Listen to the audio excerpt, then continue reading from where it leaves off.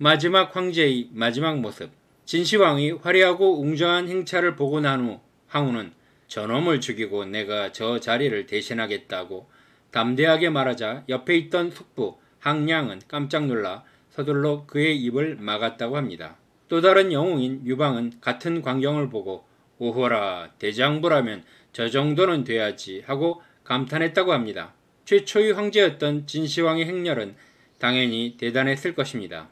하지만 진시황이 죽자 아버지를 이어 2세 황제가 된 호해는 황간 조고에 의하여 죽임을 당하는 신세가 되었고 3세 황제 자영은 유방에게 항복하면서 목숨을 구했지만 곧이어 초패왕 항우의 호출을 받았습니다. 자영은 저자세로 사죄를 했지만 진시황이 각국을 멸망시킨 죄를 물어 차명에 처하고 말았습니다. 자영 본인은 물론 진나라 황족, 진나라 수도의 백성들도 함양이 불바다가 되면서 모두 학살당하는 신세가 되었습니다. 마지막 황제 청나라 선통제 부인은 1945년 일본 제국이 항복하면서 다시 생과 사의 기로에 서게 되었습니다. 8월 17일 만주국 국무원 총리 대신 장경회가 만주국 해체를 결의하자 만주국은 13년 만에 멸망하였고 8월 20일 부인은 퇴위 조서를 공포할 예정이었지만 19일 만주 선양에서 소련군 공수부대에 사로잡혀 포로가 되었습니다. 부위와 동생 부결은 소련 하바롭스크 강제수용소에 수감되었습니다. 당시 장개석 국민당 정부는 이들의 송환을 요구했지만 소련 정부는 1945년 9월 부위가 스탈린에게 영원히 소련에서 체류할 수 있게 해줄 것을 부탁한 편지를 이유로 중국의 인도 요구를 거절했습니다. 이후 중국 국민당 정부는 당시 도쿄 국제군사재판의 증언을 위해 참석하는 부위를 인도받으려고 교섭했지만 끝내 소련 정부는 이를 거절하였습니다.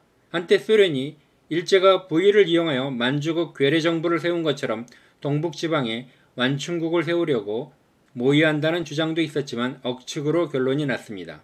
이후 중국에서는 국민당에서 공산당으로 권력이 이동하였고 부위는 1950년 7월 21일 새벽 969명이 탑승한 일본 전범 압송 특별 열차를 타고 소련에서 중국 무순으로 이송되었습니다. 소련에서 중국으로 압송되는 부위의 마음은 무거웠습니다. 공안호는 그에게 마음을 놓으라고 친절하게 설명했지만 부위는 전혀 안심하지 못했습니다. 그는 일개 공안원들이 정부의 정책을 알 리가 없다고 판단했습니다. 단지 압송 과정만을 책임진 이들이 의외의 사고가 일어나는 것을 막기 위하여 듣기 좋은 말로 자신을 속이는 것이라고 생각했습니다. 목격자들이 증언에 따르면 부인은 그때 거의 완전히 미친 상태였다고 합니다.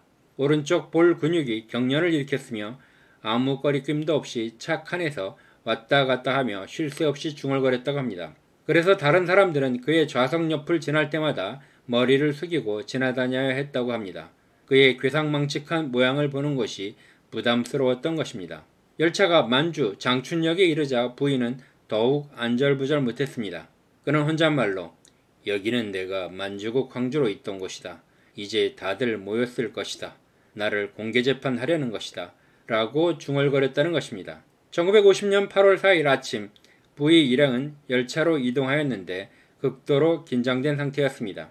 그 당시 상황은 특별열차에 공산당 간부가 올라와 명단을 부를 때 부인은 벌써 끌려나가 총살당할 때가 된 줄로 알고 있었다.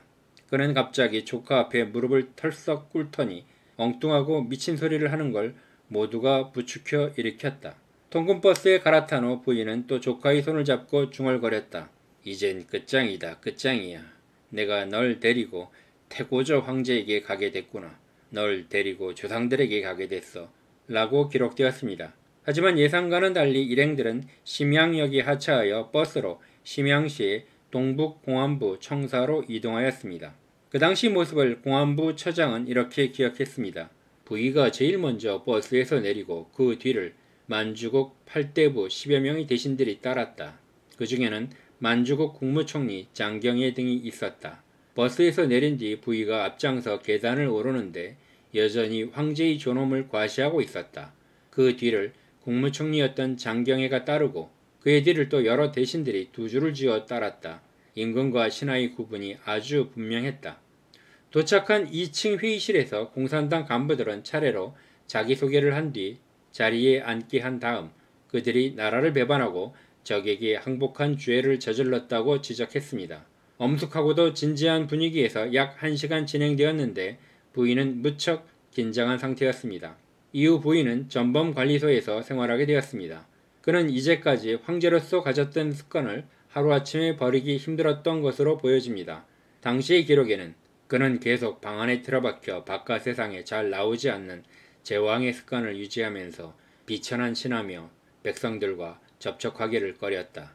그는 가장 가까운 유감하고만 몇 마디씩 나눌 뿐 아우와 친척들과도 거리를 유지하였다.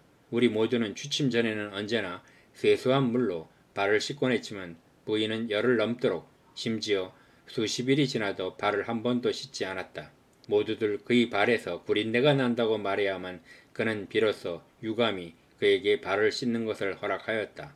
부인은 매일 방문을 열고 드나들 때 언제나 다른 사람이 앞에서 문을 열어야 따라서 들어가거나 나갔습니다.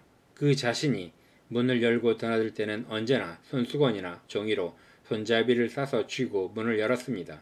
한 번은 부이가 사상보고를 할 때 이렇게 말했다고 합니다. 나는 한 번도 스스로 방문을 열어본 적이 없다. 남의 손이 닿았던 문에 손을 대는 것이 싫다. 모두의 손이 닿았던 손잡이가 너무 더럽기에 나는 종이와 손수건을 대고 문을 연다. 하지만 시간이 흐르면서 부인은 적응하였고 모범수가 된 이후 1959년 중국 공산당이 유소기 주석에 의해 특사로 사면 다음에 석방되었습니다. 이후 주울레이 추천으로 중국 과학원이 운영하는 북경식물원의 정원사로 근무하면서 주울레이 배려로 한족 출신의 간호사와 재원하였습니다. 다민족 국가인 중화인민공화국에서 부인은 만주족을 대표하는 전국위원으로 선출되어 활동하였습니다. 부인은 1966년 암에 걸려 다음해 북경에서 병사하였습니다. 당시 문화대혁명 기간이라 병원들은 그의 입원을 부담스러워하였고 치료 시기를 놓친 것으로도 보여집니다. 그는 북경 인근의 혁명공동묘지에 화장된 다음 매장되었습니다.